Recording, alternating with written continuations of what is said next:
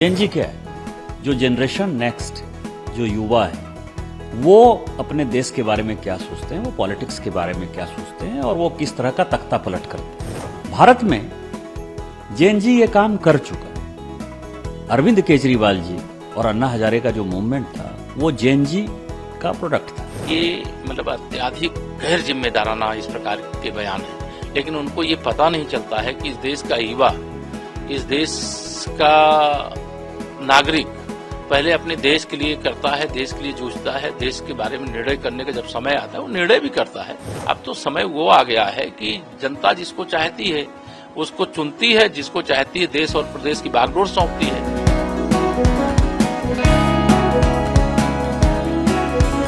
नेपाल में जेनजी की हिंसा को पूरे देश ने देखा। कैसे एक रात में सरकार का तख्ता पलट हो गया, कैसे मंत्री वहां से भाग बैठे, ये पूरी दुनिया ने देखा। लेकिन अब भारत में भी राजनेता जेनजी शब्द का इस्तेमाल करने लगे हैं, जेनजी का समर्थन मांग रहे हैं।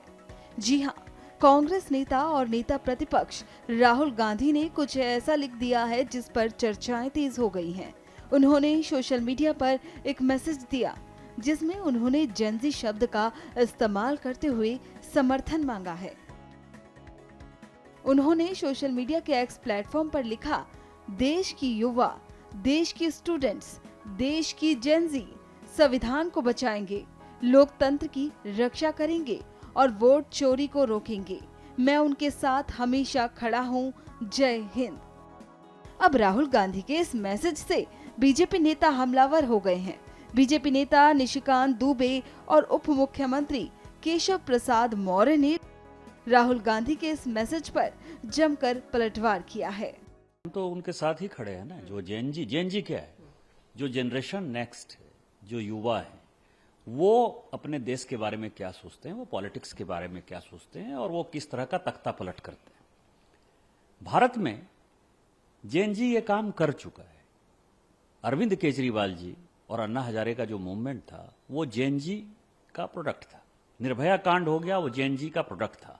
उस वक्त भारतीय जनता पार्टी ने एक बढ़िया काम किया कि उसने आग में जो है वो घी डालने का काम नहीं किया।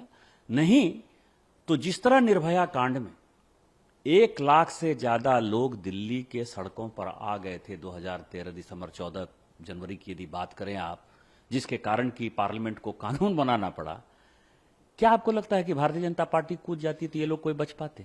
गांधी परिवार के खिलाफ ही तो माहौल था ना, मनमोहन सिंह जी की सरकार के खिलाफ ही माहौल था ना। लेकिन भारतीय जनता पार्टी ने उस वक्त तय किया, माननीय प्रधानमंत्री जी प्रधानमंत्री पद के उम्मीदवार घोषित हो गए थे, उन्होंने तय किया, उनका यह फैसला था कि अपने को जो है भड़काऊ बात नहीं करना, इस संविधान के अंतर्गत काम करना है, क्योंकि यह संविधान बाबा साहब अम्बेडकर का है। लेकिन 75 में इमरजेंसी लगाने के बाद इस तरह से बाबा साहब अम्बेडकर की संविधान को बदला। ये जेनजी जानना चाहता है कि अम्बेडकर जी ने क्या बिगाड़ा था कांग्रेस का। राष्ट्रपति के सारे अधिकार आपने खत्म कर लिए, स्वतंत्रता का अधिकार खत्म कर लिया, जो हमारे संपत्ति का अधिकार था, जिस जमीन की बात आप करते हो, संपत्ति का अधिकार जो है संविधान संशोधन करके इंदिरा गांधी ने खत्म कर दिया। आज हमारे मौलिक अधिकार में संपत्ति का अधिकार है ही नहीं। ये किसने बदला?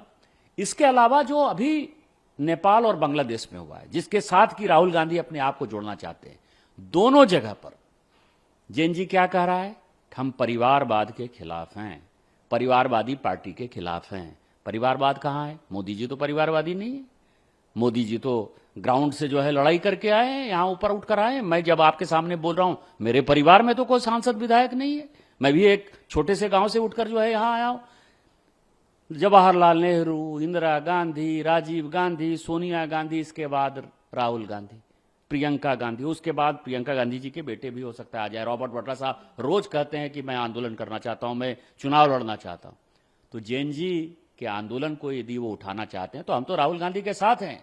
पूरी गांधी फैमिली देश छोड़ती हुई नजर आएगी। दूसरा जेनजी ने क्या किया, जो नेपाल और बांग्लादेश से उदाहरण है, भ्रष्टाचार के खिलाफ। भ्रष्टाचार किसने किया? पूरे 2G, 4G, 3G, CG, कोयला घोटाला हो, बोफोर्स घोटाला हो, जितने घोटाले आप कर लिए, जीप घोटाले से लेकर यदि आप 2G और 3G और कॉमनवेल्थ घोटाले तक जाएंगे, सबके सब कांग्रेस ने किए। 11 साल से हमारी सरकार चल रही है, हमारे ऊपर एक भी घोटाले का इतना छोटा सा भी जो है कोई हमारे ऊपर आरोप नहीं है, टीका टिप्पणी नहीं है। तो तो दूसरा जेएनजी जो कह रहा है भ्रष्टाचार में कौन चले जाएंगे, वो जाएंगे कि नहीं जाएंगे।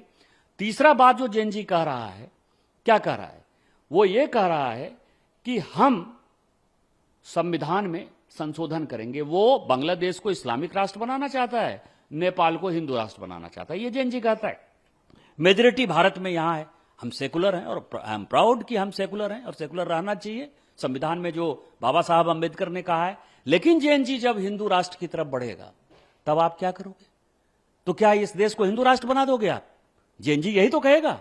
ये तीनों मुद्दे जो हैं, और परिवारवाद में यदि आप देखिए, केवल गांधी परिवार ही नहीं, जो विपक्ष की पार्टियां उनको साथ दे रही हैं, मुलायम सिंह यादव जी के बाद अखिलेश यादव जी हैं, करुणानिधि जी के बाद स्टालिन साहब हैं, बाला साहब ठाकरे के बाद उद्धव ठाकरे, उसके बाद आदित्य ठाकरे हैं, जो भी पॉलिटिकल, लालू प्रसाद जी के साथ आप देखिए, लालू प्रसाद जी के साथ तेजस्वी यादव हैं, मीसा भारती जी हैं, ये सारे लोग, ममता बनर्जी के बाद अभिषेक बनर्जी हैं, जो भी कांग्रेस को साथ दे रहे हैं वो सब परिवारवादी पार्टियां। आपको क्या इनका भविष्य नजर आता है? तो मुझे लगता है कि गृहयुद्ध राहुल गांधी इस देश में भड़काना चाहते हैं, और इसी गृहयुद्ध के आधार पर नेहरू जी ने, उनके दादाजी ने इस देश का बंटवारा किया।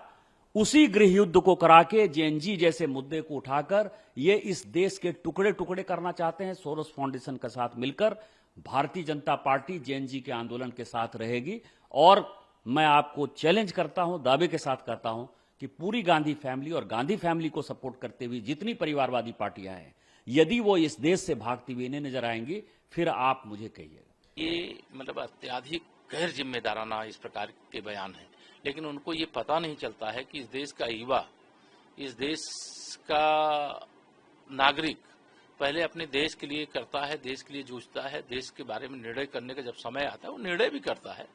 और यह कोई राजतंत्र वाली व्यवस्था नहीं है कि कौन रिपो होए हमें कहानी, चेरी छोड़ना होए रानी। अब तो समय वो आ गया है कि जनता जिसको चाहती है उसको चुनती है, जिसको चाहती है देश और प्रदेश की बागडोर सौंपती है। यह कांग्रेस लगातार चुनाव हार रही है, इसके कारण बौखला गई है, और श्री राहुल गांधी जी जैसा भारत के इतिहास में अपरिपक्व नेतृत्व कभी देखने को नहीं। देश दुनिया की ताजा खबरें और वीडियोस के लिए अभी डाउनलोड करें पत्रिका ऐप।